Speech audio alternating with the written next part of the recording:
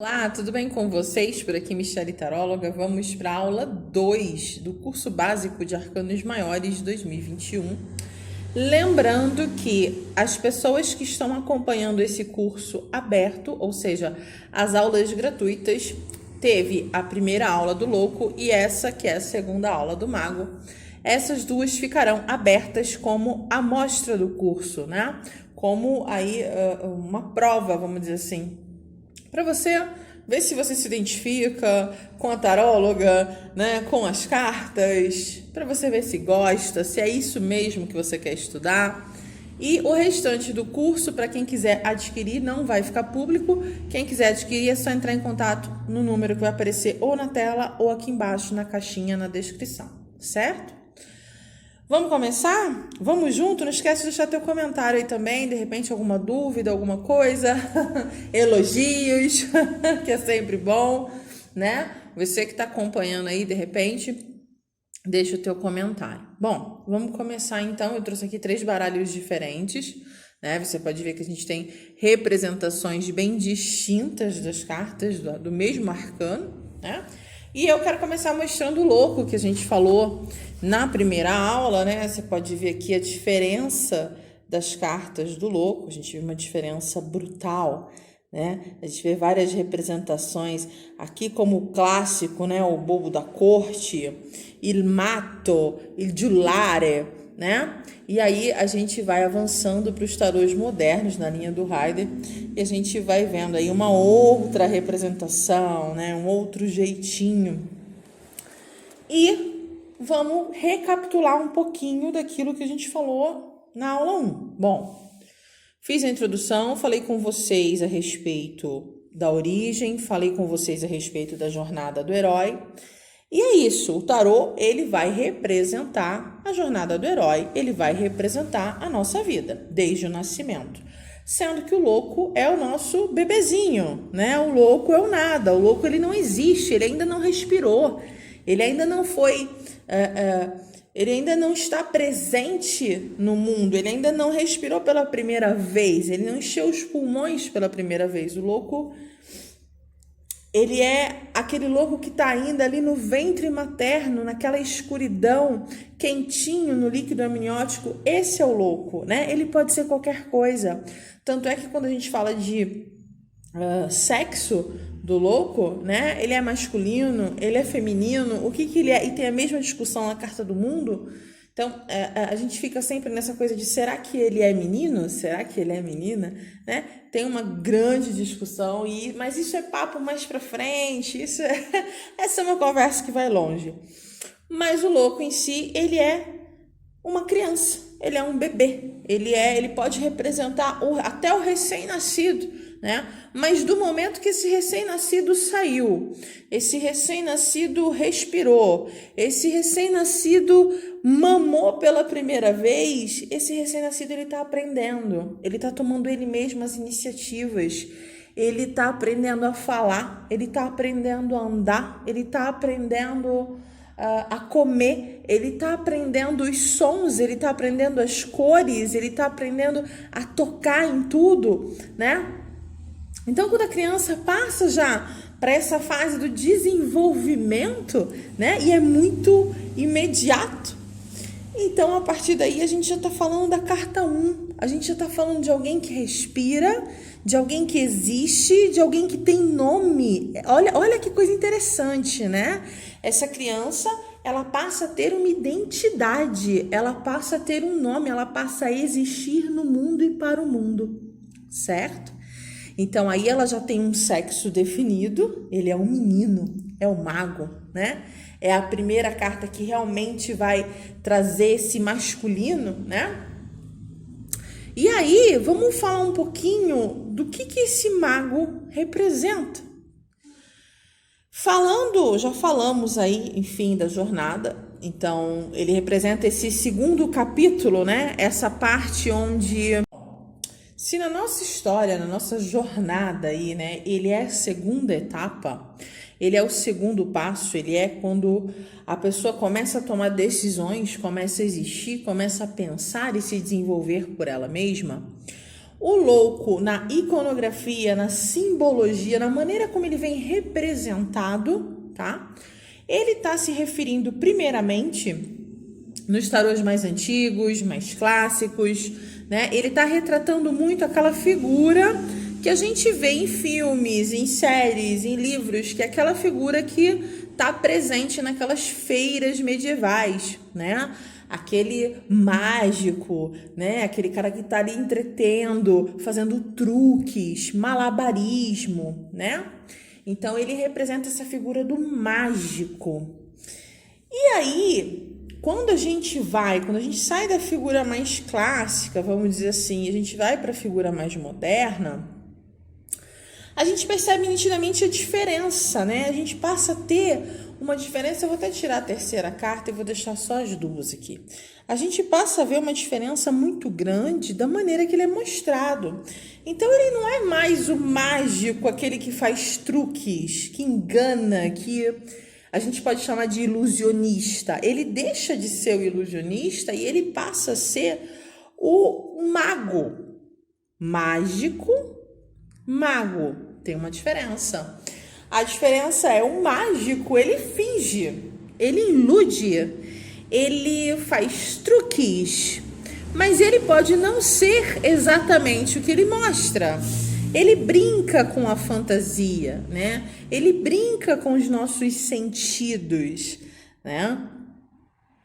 E aqui no mago, a gente já passa para alguém que está iniciando no caminho da magia. A gente já passa para alguém que está ali com poderes reais. Ele não está fingindo ser alguma coisa que ele não é, né?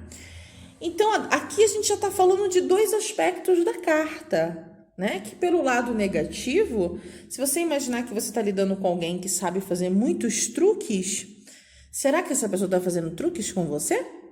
Será que essa pessoa faz truques e mostra uma realidade que não é a verdade? Então, esse é o aspecto, vamos dizer, menos luminoso da figura, né? Mas aí, quando a gente passa para o mago, a gente tem considerações importantes a fazer aqui. A primeira delas é sobre as vestes, claro, né? Que a gente olha, a gente percebe ali que ele tá com uma roupa, né, que dá um sentido, dá uma ideia de importância, né? A gente tem cores muito vivas, a gente tem o amarelo que faz a gente realmente prestar atenção naquilo que está acontecendo, a gente tem o vermelho que é a cor da iniciativa, da paixão, né? É a cor do sangue, da vida, é a cor que chama para que a gente possa ir viver, né? Para que a gente possa tomar as rédeas da situação, para que a gente possa assumir responsabilidades. Mas ele também tem o branco de alguém que ainda é jovem, que ainda não desenvolveu plenamente todo o seu potencial, né? E aí ele tem essa mesa de instrumentos, ele tem aí esses elementos que são, na verdade, os elementos dos naipes, né? Então a gente tem copas, espadas, ouros e paus, tudo na mesa. Então o que isso significa? Isso significa, e repare que isso acontece nas duas figuras, tá? A maior parte tem tarôs modernos, vou recolocar esse aqui. Tem tarôs modernos onde você não vai ver essa mesa representada, mas é bem raro, tá? A representação clássica sempre vai incluir essa mesa com esses objetos, tá? Então, aqui a gente vai ver que esses objetos, eles são poderes. Eles são instrumentos mágicos, instrumentos sagrados. São a capacidade que o mago tem de resolver os problemas, de encontrar soluções. São tudo aquilo que ele precisa para se desenvolver, né? Então, ele tem copas, que é a emoção. Ele tem ouros, que é o mundo material, o físico, a saúde, o corpo, né? E também, mais para frente, a gente vai estudar sobre a questão material, financeira, de sustento. Ele vai ter as espadas, que é o raciocínio lógico, né? A nossa capacidade de raciocínio lógico, a nossa capacidade de comunicação, né? E ele vai ter também ali o naipe de paus, que é o naipe da vida, das paixões, das motivações, mas também do espírito, certo?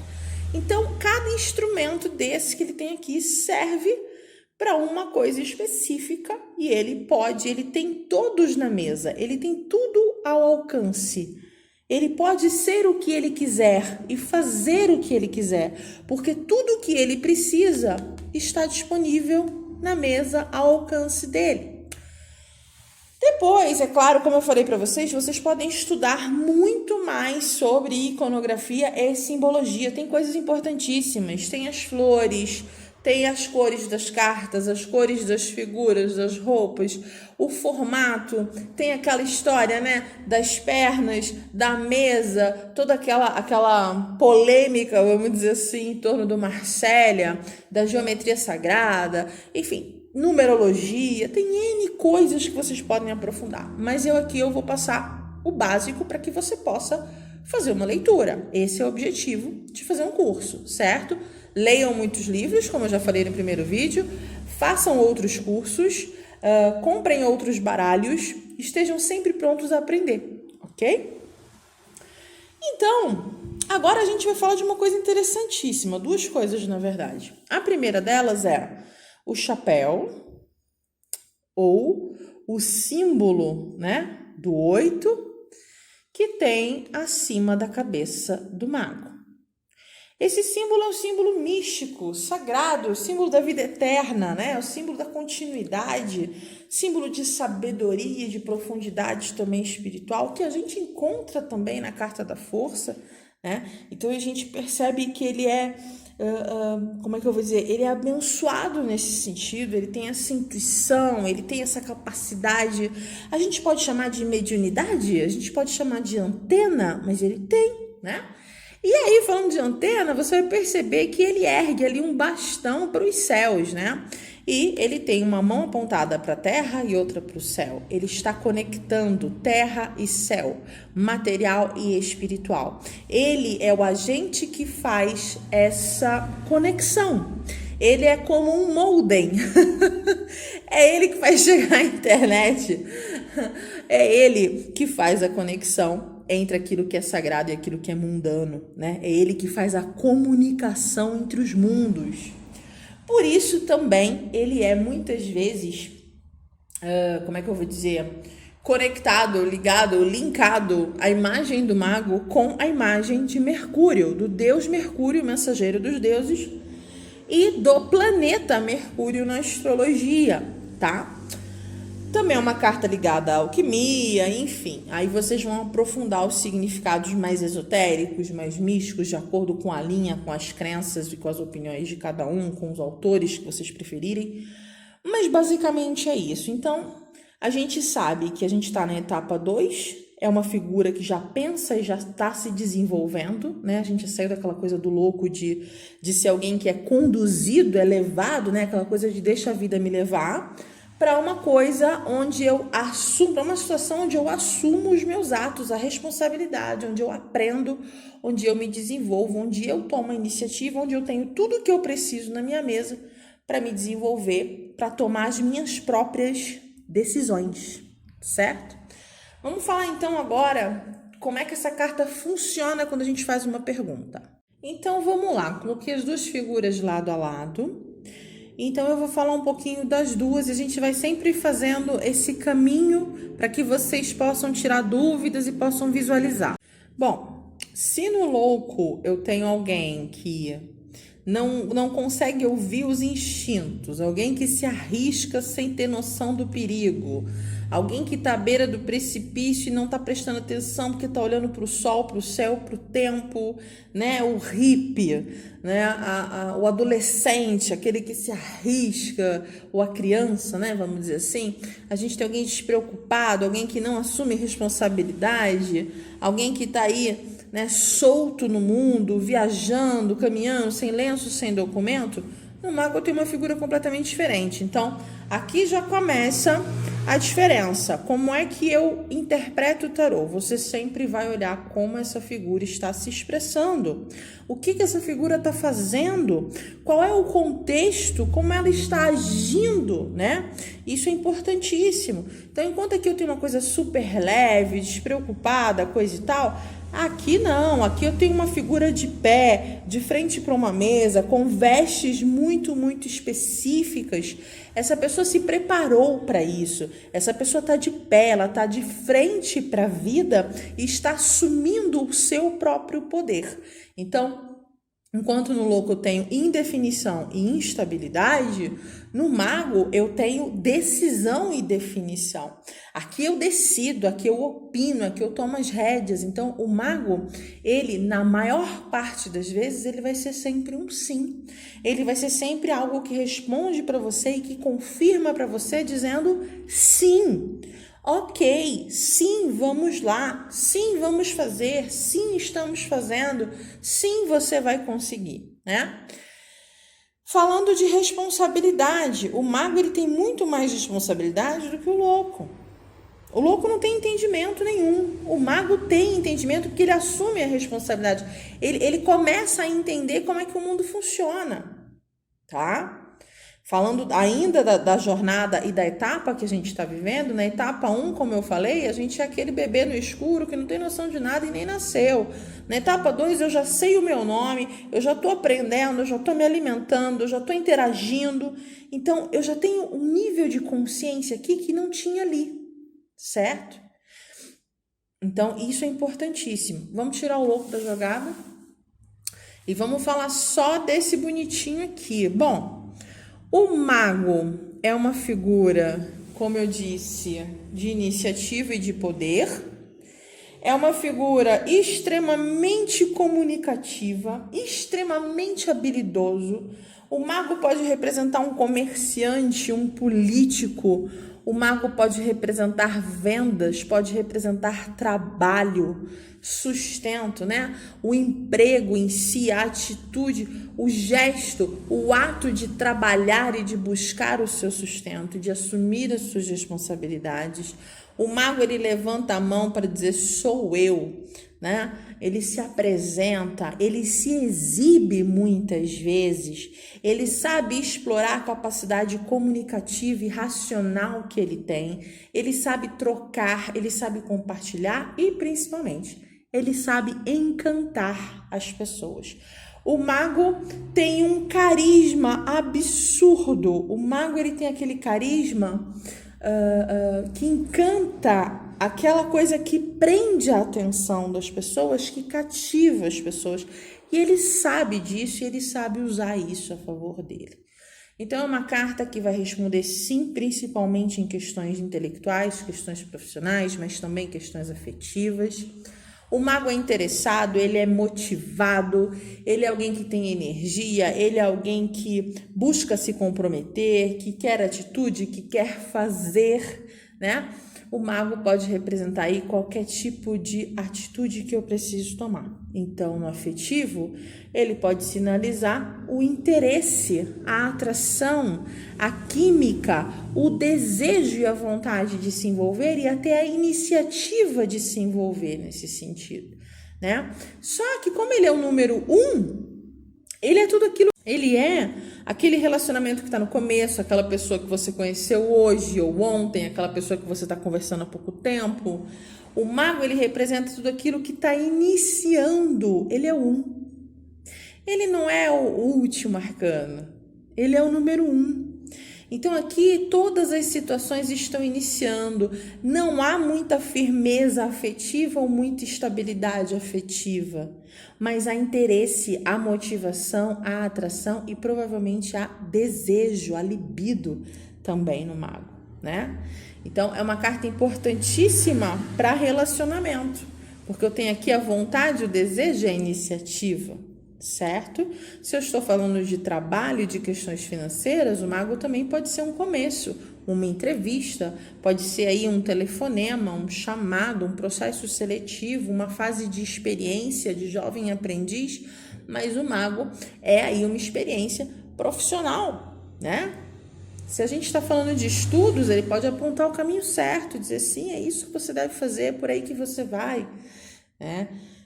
Se você pergunta de qualquer coisa para o mago, ele diz para você, sim, é exatamente isso, ok?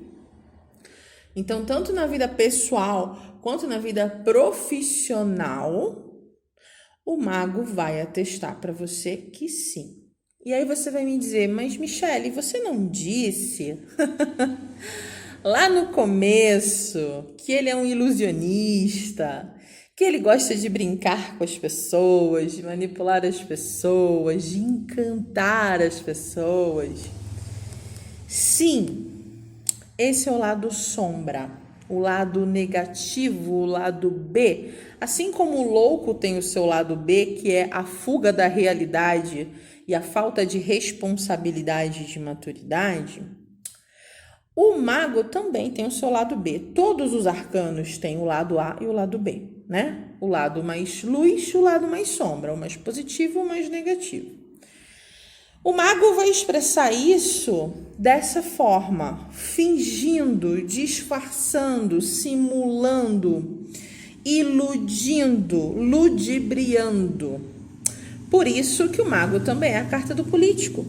Por isso que o mago também é a carta do ilusionista. O mago é aquele que pode brincar com as situações ou modificar um pouco a história, né? Aumentar um pouco a história. Então, esse aspecto do mago não interfere no sentido de resposta. Ele é um sim. Mas, se eu estou perguntando, por exemplo, de uma mentira, de uma situação de engano, de uma desconfiança, o mago também vai dizer que sim, certo? Bom, vamos deixar essa parte mais prática lá para o final. Eu espero que você tenha gostado muito dessa aula. Você que acompanhou gratuito até aqui, muito obrigada. Qualquer coisa, entre em contato e a gente continua com as aulas. Vamos até as 22 cartas, né? Vamos completar as 22, os 22 arcanos nesse primeiro módulo. Estou muito feliz e muito grata e qualquer dúvida, entre em contato lá no WhatsApp. Leiam, estudem e pratiquem bastante. A gente se vê na próxima aula.